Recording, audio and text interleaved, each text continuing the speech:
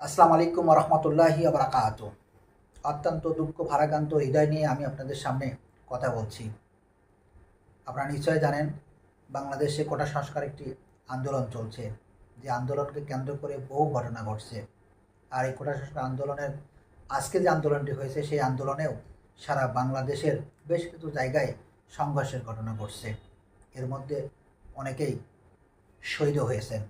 প্রথমে আমি এই কোটা সংস্কার আন্দোলন করতে গিয়ে যারা শহীদ হয়েছেন তাদের প্রত্যেকের আত্মার মাগফিরাত কামনা করছি এবং মহান রব্বুল আলামিনের কাছে প্রার্থনা করি তাদের প্রত্যেকের পরিবারকেই যাতে আপনার ধৈর্য ধারণ করার তৌফিক দান করেন।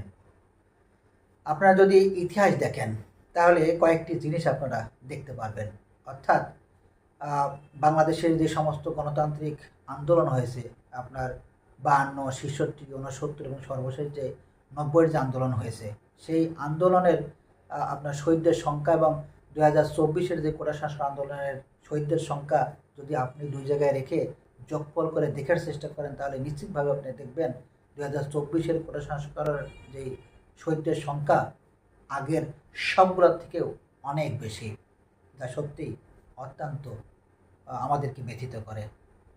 একটি প্রাণও ঝরে যাক, এটা আমরা কোনো সময়ই চাই না, কিন্তু এখন যা ঘটে গেছে তা সত্যিই আমরা কোনোভাবেই মানতে পারছি না। কোটা সংস্কার একটি যৌক্তিক আন্দোলন এবং ন্যায়সঙ্গত ছাত্রদের একটি আন্দোলন, যে আন্দোলনটি ঢাকা বিশ্ববিদ্যালয়ের ছোট্ট একটি গণ্ডি থেকে তাদের ছোট্ট একটি জায়গা থেকে তাদের শুরু হয়েছিল। অথচ সরকারের দায়িত্বশীল ব্যক্তিদের অদায়িত্বশীল আপনার কার্যকলাপের মাধ্যমে, অদায়িত্বশীল ক্রিয়াকলাপের মাধ্যমেই আজকের এই কোটা সংস্কার আন্দোলন এত দূরে এসে ঠেকেছে।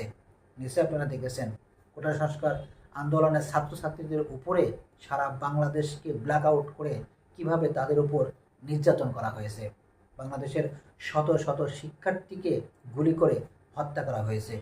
শুধু শিক্ষার্থীকে গুলি করে হত্যা করা হয়নি, বাংলাদেশের অনেক শিশু, সাধারণ মানুষও গুলির মাধ্যমে হত্যাকাণ্ডের শিকার হয়েছেন। পরবর্তীতে আপনারা দেখেছেন যে তাদের মার্চ ফর জাস্টিস থেকে শুরু করে বিশ্ববিদ্যালয়ে যে সমস্ত শিক্ষকরা তাদের পাশে দাঁড়িয়েছিলেন, তারাও বহু লাঞ্ছনার শিকার হয়েছেন। বহু শিক্ষক কিন্তু আপনার নানা ধরনের গুলিবিদ্ধ হয়েছেন, যা সত্যি অত্যন্ত দুঃখজনক এবং বেদনাদায়ক। ছাত্রদের এই আন্দোলনটি একটি ন্যায়সঙ্গত আন্দোলন, আর এই ন্যায়সঙ্গত আন্দোলন বলেই ছাত্রদের আন্দোলনের সাথে বাংলাদেশের প্রত্যেকটি মানুষ আপনার একাত্মতা পোষণ করেছেন। ছাত্রদের এই আন্দোলন কোনো রাজনৈতিক কোনো আন্দোলন নয়, ছাত্রদের এই আন্দোলন কোনো সরকারকে ফেলে দেওয়ার আন্দোলন ছিল না, ছাত্রদের এই আন্দোলন কোনো সরকারের ভাবমূর্তি নষ্ট করারও কোনো আন্দোলন ছিল না। শুধুমাত্র একটি সরকারের কাছে একটি দাবি ছিল যে এই কোটাটা ছিল, সেই কোটাটা সংস্কার করা। অথচ এই কোটা সংস্কারের আন্দোলনকে ঘিরেই আজকের এই বিদ্যমান পরিস্থিতি, যা সত্যিই কোনোভাবে কাম্য ছিল না।